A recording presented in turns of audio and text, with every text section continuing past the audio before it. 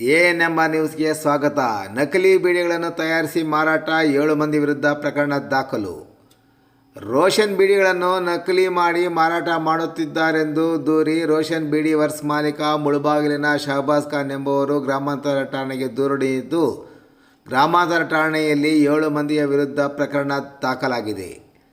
ಆತ ಸಲ್ಲಿಸಿದ ದೂರಿನಲ್ಲಿ ಕಳೆದ 40 ವರ್ಷಗಳಿಂದ ರೋಷನ್ ಬೀಡಿ ವರ್ಕ್ಸನ್ನು ಮನೆಯ ಬಳಿ ಇಟ್ಟುಕೊಂಡು ಬೀಡಿ ತಯಾರಿಸಿ ಕೋಲಾರ ಮತ್ತು ಚಿಕ್ಕಬಳ್ಳಾಪುರ ಮುಂತಾದ ಕಡೆ ವ್ಯಾಪಾರ ನಡೆಸುತ್ತಿದ್ದು, ಕಳೆದ 2-3 ವರ್ಷಗಳಿಂದ ವ್ಯಾಪಾರ ಕುಸಿತ ಪರಿಣಾಮ ನಾನೇ ಖುದ್ದು ಸರ್ವೆ ಮಾಡಿದಾಗ ನಮ್ಮ ಬ್ರ್ಯಾಂಡಿನ ನಕಲಿ ಬೀಡಿಗಳನ್ನು ತಯಾರಿಸಿ ನಕಲಿ ಲೇಬಲ್ ಅಂಟಿಸಿ ಮಾರಾಟ ಮಾಡುತ್ತಿರುವುದಾಗಿ ಪತ್ತೆಯಾಗಿದೆ ಎಂದು ದೂರಿನಲ್ಲಿ ವಿವರಿಸಿದ್ದಾರೆ.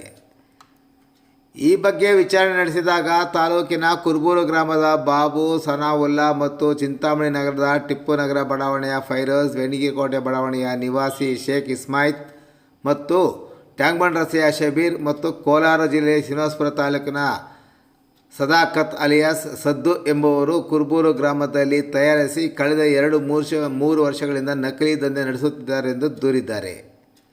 ಇನ್ನು ಗ್ರಾಮಾಂತರ ಠಾಣೆ ಪೊಲೀಸರು ಸದರಿ ದೂರಿನ ಮೇಲೆ ಕಲಂ 420 IPC ಮತ್ತು 6351 ಕಾಪಿರೈಟ್ ಆಕ್ಟ್ ಪ್ರಕಾರ ಪ್ರಕರಣ ದಾಖಲಾಗಿ ಮುಂದಿನ ಕ್ರಮ ಕೈಗೊಂಡಿದ್ದಾರೆ.